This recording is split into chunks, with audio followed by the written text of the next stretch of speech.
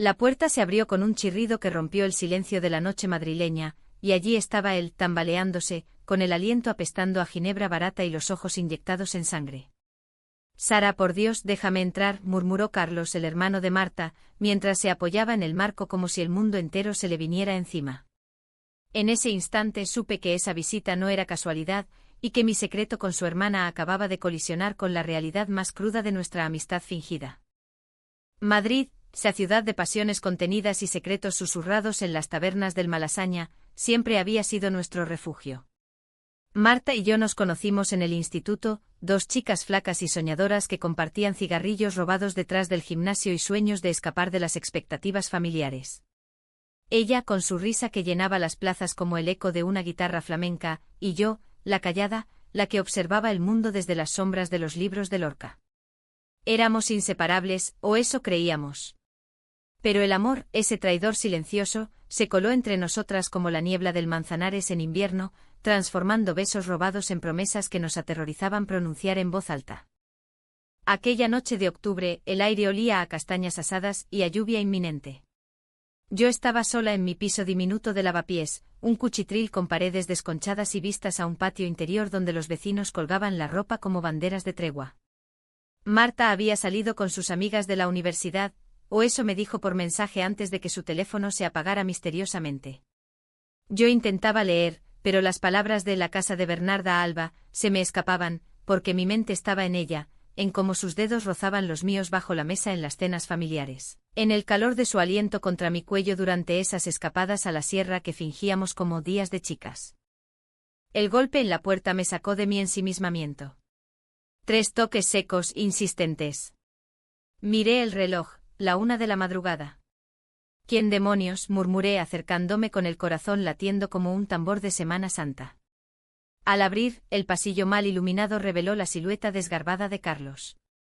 Tenía 25 años, 2 menos que nosotras, pero esa noche parecía un niño perdido en el cuerpo de un hombre roto.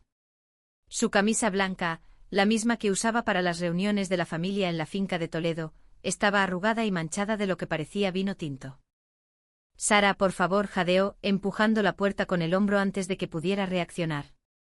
Entró tropezando y yo cerré detrás de él por instinto, temiendo que los vecinos cotillas del edificio lo vieran y empezaran los rumores. «Es Marta. No sé qué le pasa, pero... Joder, necesito hablar contigo». Se dejó caer en el sofá raído, cubriéndose la cara con las manos. Olía a colonia cara mezclada con sudor y desesperación. Me quedé de pie, cruzada de brazos, sintiendo un nudo en el estómago. Carlos y yo nunca habíamos sido cercanos. Él era el niño mimado de la familia, el que estudiaba arquitectura en la Complutense mientras Marta y yo nos matábamos en trabajos precarios para pagar nuestras vidas bohemias. Pero sabía de sus demonios, las presiones de su padre, un empresario conservador que soñaba con yernos perfectos y nueras sumisas, las noches de fiesta que terminaban en llamadas a su hermana para que lo recogiera. «¿Qué ha pasado con Marta?», pregunté, mi voz más fría de lo que pretendía. En el fondo temía que supiera algo, que hubiera visto las miradas que nos intercambiábamos en la última comida familiar. Él levantó la vista, los ojos rojos no solo por el alcohol. «La he visto con alguien. En el bar de Chueca. Una mujer. Se besaban como si el mundo se acabara. Y no era un beso de amigas, Sara. Era... real». Las palabras cayeron como un mazazo. Mi mundo se tambaleó. ¿Marta? ¿Con otra? No podía ser. Oh sí. Los celos, ese veneno dulce, empezaron a corroerme. Pero entonces, ¿por qué me dolía tanto oírlo de su boca? Intenté mantener la compostura ofreciéndole un vaso de agua que rechazó. «Cuéntame todo», dije sentándome en la silla frente a él, como si fuéramos confidentes en una de esas novelas de Pérez Galdós que tanto le gustaban a Marta. Carlos habló entre sollozos ahogados, cómo había ido a buscarla después de una bronca con su novia, cómo la encontró en un rincón oscuro del bar, envuelta en los brazos de una desconocida de pelo teñido de rojo y tatuajes que asomaban por las mangas. «Pensé que eras tú al principio», confesó, y su mirada se clavó en mí como una acusación. «Pero no lo eras. ¿Y ahora?» «No sé, Sara. Mi hermana, ella». «¿Tú lo sabías?» El silencio que siguió fue ensordecedor. Sabía que lo sabía, o al menos intuía. Marta y yo llevábamos meses en ese limbo delicioso y tortuoso, toques casuales que no lo eran, mensajes a medianoche que decían te echo de menos sin especificar por qué. Pero nunca habíamos cruzado la línea en público, no en Madrid, donde las lenguas viperinas de las señoras del mercado de San Antón podían destruir reputaciones en un suspiro. No sé de qué hablas, mentí, mi voz un hilo tembloroso. Carlos se rió, una risa amarga que resonó en las paredes. No me mientas. Te he visto mirarla. En las cenas, en las fotos que sube a Instagram. Hay algo entre vosotras, ¿verdad? Y ahora esto. ¿Qué coño está pasando en mi familia? Hablamos durante horas, o más bien él habló y yo escuché, asintiendo como una autómata. Me contó de su propia confusión, de cómo su padre lo presionaba para sentar cabeza, mientras él dudaba de su orientación, de si esa novia era solo una fachada para encajar en el mundo de los Martínez. Esa familia de raíces toledanas que fingía ser moderna pero rezaba el rosario los domingos. Yo por mi parte revelé fragmentos, mi infancia en un barrio obrero de Vallecas, donde ser diferente era sinónimo de palizas, mi madre, viuda prematura, que me crió con cuentos de princesas que nunca incluían a otras princesas. El amor no pide permiso, le dije al fin, citando a una poeta que Marta adoraba. Pero en mi interior, la duda crecía como hiedra, ¿y si esa mujer en el bar era real? ¿Y si Marta me había mentido? Cuando el alba tiñó las persianas de rosa, Carlos se durmió en el sofá, exhausto. Yo me quedé despierta, mirando su rostro pacífico, tan parecido al de ella en la forma de la mandíbula. El título de esta noche parecía escrito por el destino, él había tocado a mi puerta tarde, y no se iría hasta la mañana. Pero lo que no sabía era que esa visita era solo el principio de la tormenta que nos arrastraría a todos. La mañana llegó con un sol tímido que se filtraba por las rendijas, iluminando el desorden de mi salón como un veredicto implacable. Carlos se despertó con un gemido, la cabeza entre las manos, y yo le preparé un café solo, fuerte como el que tomábamos en la Plaza Mayor los domingos. Lo siento, Sara, murmuró mientras sorbía la taza humeante. Anoche. Perdí el control. No debí venir aquí. Le quise decir que no pasaba nada, que las familias como la nuestra, tejidas de hilos frágiles y expectativas asfixiantes, siempre terminaban derramándose en los momentos más inesperados. Pero las palabras se me atascaron en la garganta, porque mi mente seguía dando vueltas a esa imagen, Marta, mi Marta, besando a otra en las sombras de Chueca. Lo acompañé a la puerta y antes de irse me abrazó con torpeza, como un hermano que no lo es del todo. Habla con ella, me susurró al oído. Sea lo que sea, merecéis la verdad. La puerta se cerró con un clic suave, y el eco de sus pasos en la escalera me dejó sola con el vacío. Madrid despertaba afuera, el bullicio de los repartidores en bicicletas, el aroma a pan recién horneado de la tahona de abajo, el lejano tañido de las campanas de la Almudena. Pero en mi interior, todo era quietud muerta. Llamé a Marta 3 veces. Voicemail. Mensaje, ¿dónde estás? Necesito verte. Ahora. Nada. El pánico empezó a trepar por mi espina dorsal como una enredadera venenosa. Recordé nuestra última noche juntas, 2 días antes en el Retiro. Habíamos alquilado una barca, remando entre los sauces llorones mientras el sol se hundía en el horizonte, tiñendo el estanque de oro líquido. Te quiero, me había dicho ella entonces, con la voz quebrada por el viento, y yo respondí con un beso que sabía a jazmín y a promesas rotas. ¿Había sido real? ¿O solo otro capítulo en nuestra novela de medias verdades? Salí a la calle, el aire fresco de octubre azotándome la cara. Caminé sin rumbo por las callejuelas de Lavapiés, pasando por murales de arte callejero que gritaban consignas feministas y queer, ironía cruel en mi estado. Madrid, mi amor y mi verdugo, me envolvía con su caos vital, un grupo de turistas riendo en una terraza, un músico tocando la paloma, en una esquina, una pareja de ancianos paseando de la mano como si el tiempo no les hubiera tocado. Pero yo solo veía traición en cada sombra. Llegué a la casa de Marta en Chamberí, un piso heredado de su abuela, lleno de azulejos modernistas y libros apilados como torres inestables. Subí las escaleras de 2 en 2, el corazón martilleándome contra las costillas. Toqué el timbre y cuando abrió la puerta, allí estaba ella, despeinada, con ojeras que delataban una noche en vela, vestida con una camiseta mía que le había robado en una de nuestras noches de películas. Sara, exclamó y su voz era un susurro de alivio mezclado con culpa. La abracé sin pensarlo, inhalando su olor a vainilla y a tabaco, pero ella se tensó en mis brazos. ¿Dónde estabas anoche?, pregunté apartándome para mirarla a los ojos. Esos ojos negros, profundos como el Guadalquivir en estiaje, que siempre me habían desarmado. Con unas amigas, respondió demasiado rápido, desviando la mirada hacia el pasillo. Mentira. La reconocí al instante como se reconoce el sabor amargo del café quemado. Carlos vino a mi casa. Me contó lo del bar. El color abandonó su rostro. Se apoyó en el marco de la puerta, como si yo la hubiera golpeado. No es lo que piensas, balbuceó. Era una vieja amiga. De la época de la universidad. Solo hablamos y griega. Pero sus palabras se desvanecieron en el aire, porque en ese momento, el teléfono vibró en su bolsillo. Lo sacó con manos temblorosas y vi el nombre en la pantalla, Lucía. La misma pelirroja del bar, supuse. No contestó, pero el daño estaba hecho. Entramos en el salón y allí, entre cojines bordados y fotos familiares enmarcadas, Marta de niña con Carlos en la playa de la Costa Brava, explotó la tormenta. Le grité por primera vez en nuestra vida, palabras que había reprimido durante años. ¿Cuánto tiempo, Marta? ¿Cuánto tiempo has estado jugando conmigo?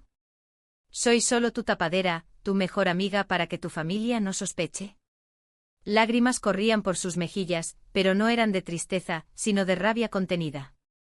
Tú no entiendes nada, replicó ella, levantándose del sofá como una fiera herida.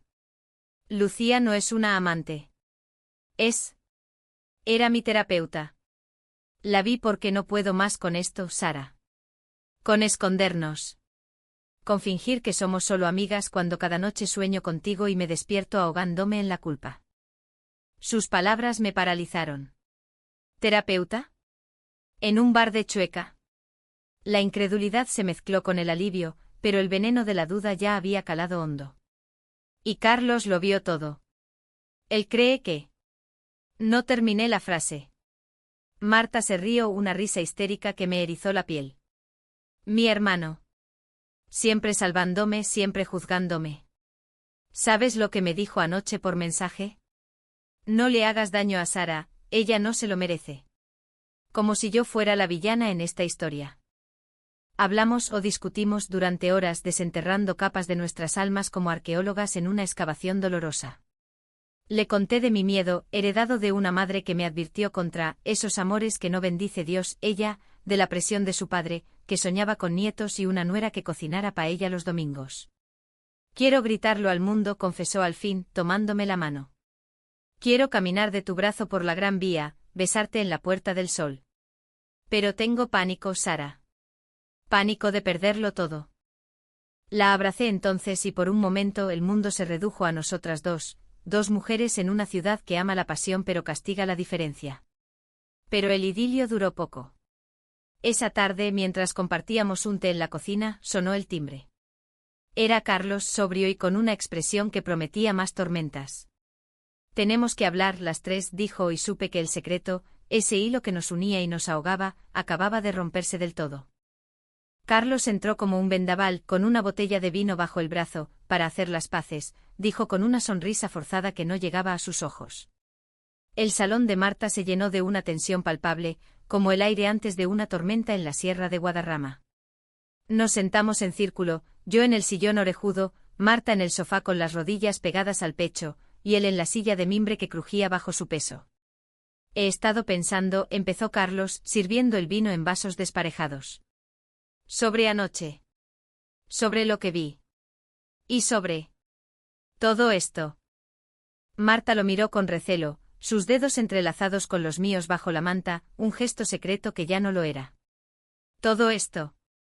¿Qué quieres decir?, preguntó ella, su voz un filo envuelto en terciopelo.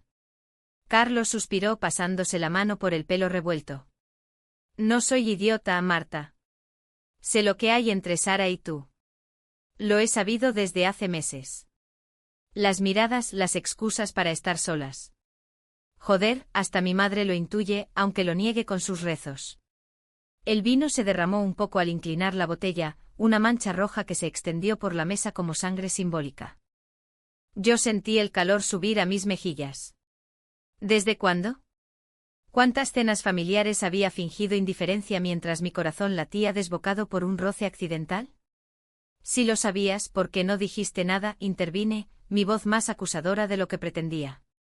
Carlos me miró y en sus ojos vino ira, sino una tristeza profunda, la de quien carga con el peso de un linaje que aplasta sueños. ¿Por qué os quiero? A las dos. Y porque en esta familia, decir la verdad es como lanzar una granada en una procesión de Semana Santa. Mi padre. Él no lo entendería. Nos desheredaría, nos miraría como si fuéramos extraños. Marta soltó mi mano, levantándose para pasear por el salón como una leona enjaulada. ¿Y qué? ¿Vamos a vivir eternamente en esta mentira? ¿Fingiendo sonrisas en las comidas de Navidad mientras por dentro nos pudrimos? Sus palabras eran un eco de mis propios pensamientos, pero oírselas a ella me llenó de una esperanza frágil, como el cristal de las vidrieras de la Gran Vía. Carlos negó con la cabeza. No es tan simple.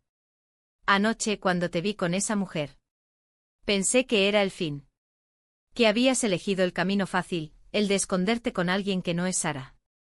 Hizo una pausa, mirándome directamente. Pero ahora veo que era yo el que se escondía. De mis propios sentimientos. No soy como vosotros, pero tampoco soy el hijo perfecto que mi padre quiere. La confesión cayó como un rayo. Carlos, el eterno galán de las fiestas, el que ligaba con herederas en los bares de Salamanca, admitiendo su confusión. ¿Gay? Bi.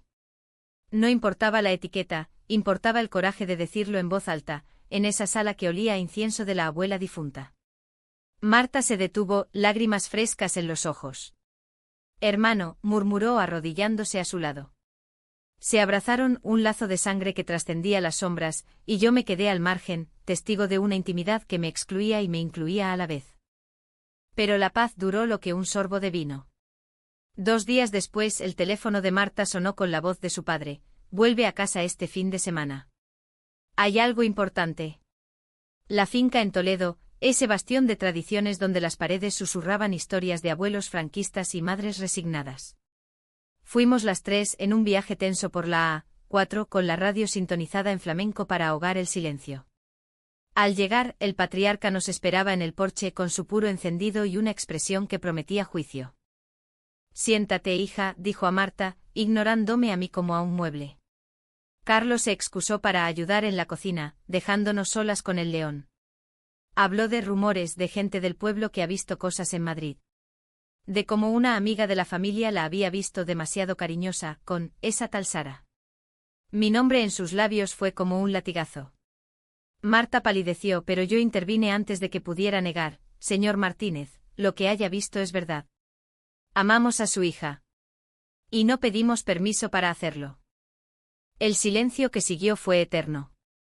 Su padre se levantó, el puro cayendo ceniza al suelo de terracota. Fuera de mi casa. Las 2. No gritó, peor aún, habló con una calma gélida que heló la sangre. Marta lloró suplicando, pero él se encerró en su estudio, dejando que el eco de la puerta cerrándose fuera nuestra sentencia. Corrimos al coche con Carlos siguiéndonos en su viejo Seat, y en la carretera de vuelta, bajo un cielo plomizo de nubes de tormenta, Marta rompió: lo he perdido todo por ti. Por nosotras. No era verdad, pero dolía como si lo fuera. Aquella noche en mi piso, nos amamos con la urgencia de los condenados, besos que sabían a sal y a despedida, promesas susurradas en la oscuridad. Pero al amanecer encontré una nota: necesito tiempo. No me busques. El vacío me tragó entera. Los días siguientes fueron un borrón de rutina fingida y noches en vela. Madrid, esa amante caprichosa, me escupía su indiferencia, las luces de neón en Gran Vía parpadeaban como burlas, los cafés de la Plaza de Oriente se llenaban de parejas que se tomaban de la mano sin miedo. Yo vagaba como un fantasma, trabajando en la librería de segunda mano en Huertas, recomendando ediciones mañoseadas de Bodas de Sangre a turistas que no entendían el fuego de García Lorca. Carlos me llamaba a diario, su voz un bálsamo ronco: ella está bien. Solo. Procesando. Pero yo sabía la verdad, el exilio de su padre la había herido en lo más profundo, ese lazo filial que en las familias españolas es como una cadena de oro, pesada y brillante. Una semana después el destino, o el karma cruel, nos reunió en la peor de las formas. Recibí un mensaje de una amiga común, emergencia en el hospital clínico. Marta ha tenido un accidente. El mundo se detuvo. Corrí por las calles, el tráfico un rugido lejano, el corazón un puño en el pecho. ¿Accidente? ¿Cómo? Imágenes horribles, el coche de su padre, un choque en la M30, venganza paterna. Llegué jadeante a urgencias, el olor a desinfectante y a miedo humano golpeándome como una ola. Allí estaba Carlos en la sala de espera, con la camisa manchada de lo que parecía barro seco. Está estable, dijo al verme abrazándome con fuerza. Se cayó de la bici en el retiro. Nada grave, un esguince y unos cortes. Pero... vino a verte Sara. Después de la nota, decidió que no podía más con el silencio. Lágrimas calientes rodaron por mis mejillas. ¿Había estado viniendo a mí cuando el destino la derribó? Entré en la habitación con piernas de plomo. Marta yacía en la cama, el brazo vendado, el rostro pálido bajo la luz fluorescente. Sus ojos, esos pozos de medianoche, se abrieron al oírme. Sara, susurró extendiendo la mano buena. Me senté a su lado, tomando sus dedos fríos entre los míos. Lo siento, dijo ella, la voz rota. Pensé que alejarte te salvaría. Que si mi padre nos separaba, dolería menos. Pero no puedo. No quiero. Le conté entonces mi propio secreto, uno que había guardado como una herida abierta. Mi madre, en su lecho de muerte 2 años atrás, me había confesado su propio amor prohibido, una historia de juventud con una vecina en Vallecas, silenciada por el peso de la posguerra. Somos más fuertes de lo que creemos, le dije besando su frente. Y Madrid nos acoge. Siempre lo ha hecho para los que amamos en las sombras. Pero el cao-trao no vino de palabras suaves, sino de la puerta abriéndose de golpe. Allí estaba el padre de Marta, con el rostro surcado por líneas que no recordaba, flanqueado por Carlos. Vine en cuanto supe, gruñó, pero sus ojos traicionaban duda, no ira. La confrontación fue un torbellino, acusaciones volando como flechas, Marta gritando desde la cama sobre libertad y amor verdadero, yo defendiendo nuestro derecho con la ferocidad de quien ha perdido demasiado. Usted nos crió para mentir, espetó ella, y el viejo se tambaleó como si lo hubieran apuñalado. Entonces el giro, Carlos, con voz temblorosa, reveló su propia verdad. Padre, yo tampoco soy quien crees. He estado viviendo una mentira por ti, por la familia. Si amas a Marta, ámala entera. O nos perderás a todos. El silencio que siguió fue sagrado, roto solo por el pitido de los monitores. El hombre mayor miró a su hija, luego a mí, y al fin, con voz quebrada, no os merezco. Pero... intentaré entender. No fue un final de cuento de hadas.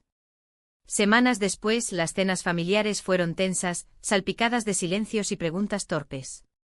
Pero Marta y yo caminamos de la mano por el prado, besándonos bajo los almendros en flor del retiro, reclamando nuestra ciudad como nuestra. Carlos encontró su camino, saliendo del armario en un orgullo que pintó las calles de arco iris. Y el padre, lento como el Ebro en verano, empezó a leer libros que le presté, sobre amores que trascienden etiquetas. Al final, el amor no es una puerta que se cierra a medianoche, es una ventana que se abre al alba, dejando entrar la luz cruda de la verdad. Y en Madrid, bajo el cielo de castizos y bohemios, aprendimos a bailar con ella.